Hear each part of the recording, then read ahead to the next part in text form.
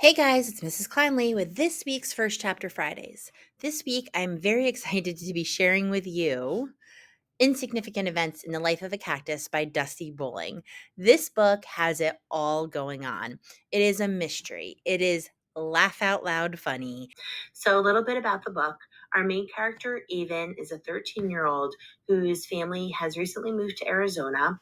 The father was offered a job. Actually, the father and mother were both offered jobs working at Stagecoach Pass, which is like a rundown Western themed amusement park, which has employees who are both senile and cranky. So, as you can imagine, that brings some humor into the book.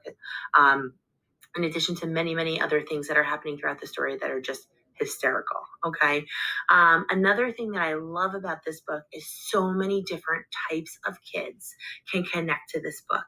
Sometimes when you have things going on in your life, things that have happened in your life, when you are able to find a book that you can connect to it, it really makes you feel, more secure in what's going on in your life.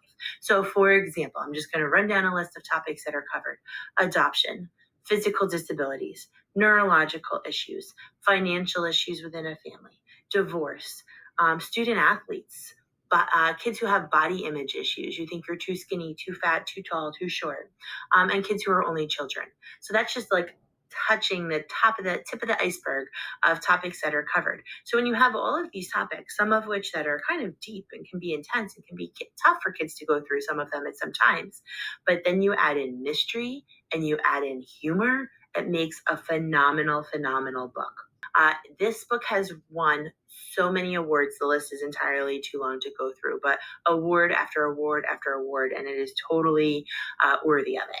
So I'm going to jump right in. We are going to read the beginning of chapter 1, and here we go. When I was little, a kid pointed at me on the playground and shouted, "Her arms fell off," then ran away screaming in terror to his mom, who had cuddled him on her lap and rubbed his head for like 10 minutes to get him to calm down.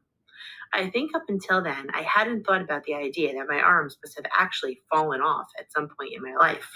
I had never really thought about not having arms at all. My missing arms weren't an issue for me or my parents. I never once heard one of them say, "Oh, no, Avon, you can't possibly do that because it's for armed people." Or, "Poor Avon is so helpless without arms." Or, "Maybe Avon can do that one day, if she ever grows arms." They always said things like, "You'll have to do this differently from other people, but you can manage." And, "I know this is challenging. Keep trying." And, "You're capable of anything, Avon." I had never realized just how different I was until the day that horrible kid shouted about my arms falling off. For the first time, I found myself aware of my total armlessness, and I guess I felt like I was sort of naked all of a sudden. So I too ran to my mom, and she scooped me up and carried me away from the park, allowing my tears and snot to soak through her shirt.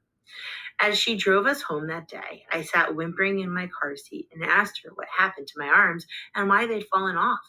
She told me they hadn't fallen off. I was just born like that. I asked her how I could get some new ones. She said I couldn't. I wailed in despair, and she told me to stop crying because having arms is actually overrated. I didn't know what overrated meant at the time because, like I said, I was really little, and so was my brain.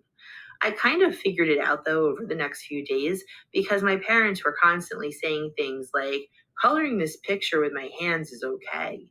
But if I only could color with my feet like Even, now that would be fantastic." And, "Eating spaghetti with my arms is just so boring. I wish I could eat it with my feet." And, "The only person I know who can pick their nose with their toes is Even. She sure is a special little girl." Dad even went so far to ask Mom if there were any arm removal services in the area. Growing up, I could do almost everything anyone else could do with their arms. Eating cereal, brushing my teeth and hair, getting dressed, and yes, even wiping my own bottom. I know you're instantly wondering how I do it, and maybe I'll tell you later, maybe. Until then, you just have to live in suspense. So again, our book this week is Insignificant Events in the Life of a Cactus by Dusti. It is found in our mystery section under BOW for bowling. This is a phenomenal, phenomenal book. I think so many of our Palmer students are going to enjoy this one. I think everybody should read this book because it's just that good of a book. So I hope you enjoy it. Happy reading.